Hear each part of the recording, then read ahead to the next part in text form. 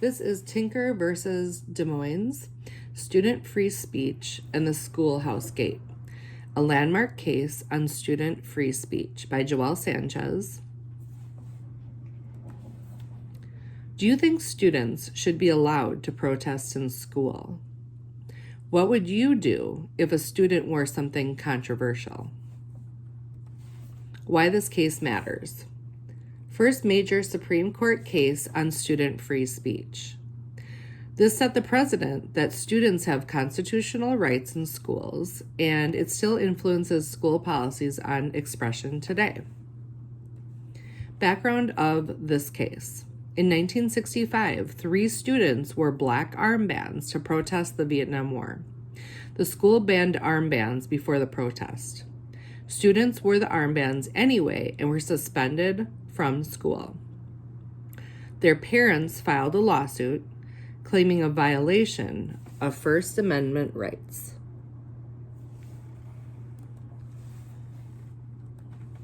This is a timeline of the events. The armbands were worn in 1965 by 3 students, John and Mary Tinker, and their friend Christopher Eckhart. They wore black armbands to school to silently protest the Vietnam War. Their goal was peaceful expression. However, the school had just passed a rule banning armbands, and the students were suspended. The Supreme Court ruling in 1969. 4 years later, in 1969, the case reached the Supreme Court. The court ruled 7-2 in favor of the students, declaring that their symbolic speech was protected by the First Amendment. Justice Fortas famously wrote that students do not shed their constitutional rights at the schoolhouse gate. This became a major turning point in student-free speech rights. Other cases referencing Tinker from 1986 to 2021. Over the years, courts have revisited and refined Tinker through the other key student speech cases. These include Bethel versus Frazier in 1986, which dealt with lewd speech. Hazelwood versus Kallmeyer in 1988 about school newspaper censorship, and Morris versus Frederick in 2007 involving a student's off-campus sign that read, "Bong hits for Jesus." All these built on or limited Tinker. Social media debates. Most recently, Tinker was tested in the digital age through Mahoney versus BL in 2021.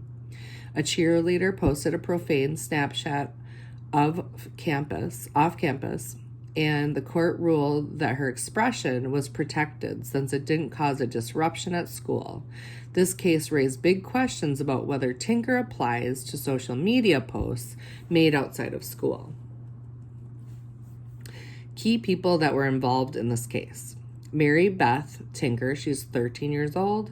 John Tinker was 15 years old, and Christopher Eckhart was 16 years old. Des Moines Independent Community School District, as well as Justice Abe Fortas wrote the majority opinion, and Justice Hugo Black wrote the dissenting opinion. The legal dispute. School armbands could disrupt the learning environment. Students, it was peaceful and it was symbolic speech. The main question: do students have free speech in public schools? Key legal concepts: First Amendment free speech protection, symbolic speech nonverbal expression like wearing an armband, and substantial disruption test. Schools can limit speech only if it disrupts learning. Who was Justice Abe Fortas in this case? Well, his role was one of the 9 justices on the Supreme Court at the time and was the author of the majority decision. The opinion. In his written opinion, Justice Fortas argued that students do not shed their constitutional rights to freedom of speech or expression at the schoolhouse gate. This quote is very important in this case, and you see it throughout all of research. He emphasized that students' expression is protected under the First Amendment as long as it does not cause a substantial disruption to the operation of the school. His reasoning formed the foundation for the now famous Tinker test, used to evaluate whether schools can restrict students' speech.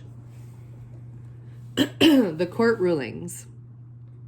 The District and Appeals Court ruled for the school.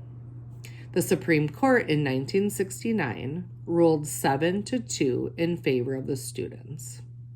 Court said students do not lose their rights at the schoolhouse gate. Established that schools must prove speech causes substantial disruption to suppress it. Supreme Court's decision.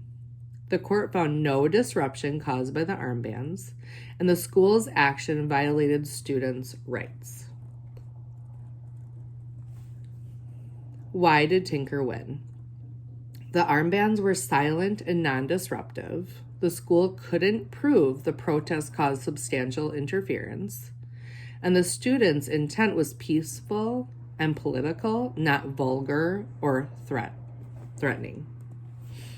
Impact on schools. Protects student expression as long as it is not disruptive. Applies to clothing, protests, writing, and more. It changed how schools create policies on free speech.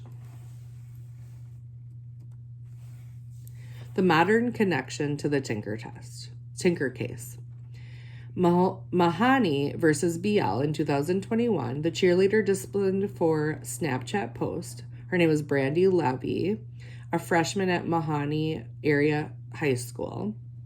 She posted a profane Snapchat post off campus.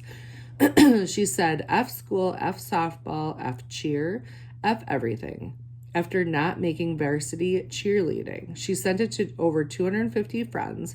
A teammate shared a screenshot with the coaches.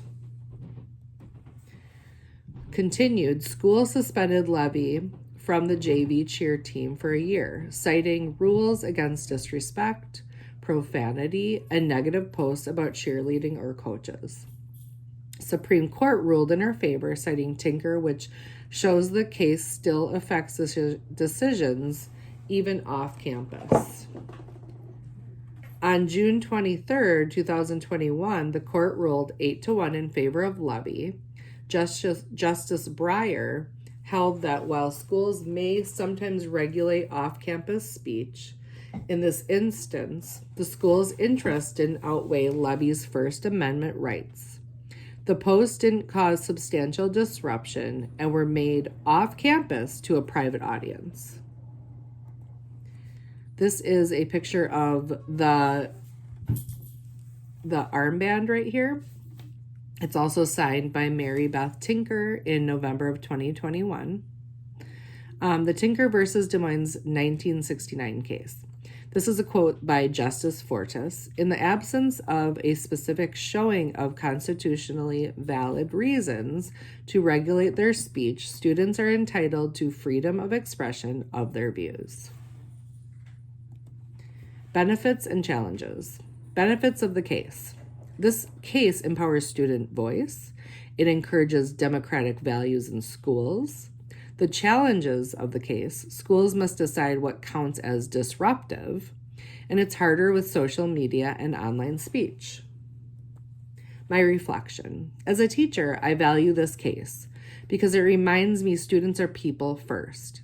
Classrooms should support expression and identity. We balance rights with respect, safe learning environments. It challenges me to teach students how to express themselves responsibly. It's a reminder that schools are places for both learning and civic growth. Even disruptive ideas can lead to powerful conversations and learning moments. These are my references. Thank you so much for watching.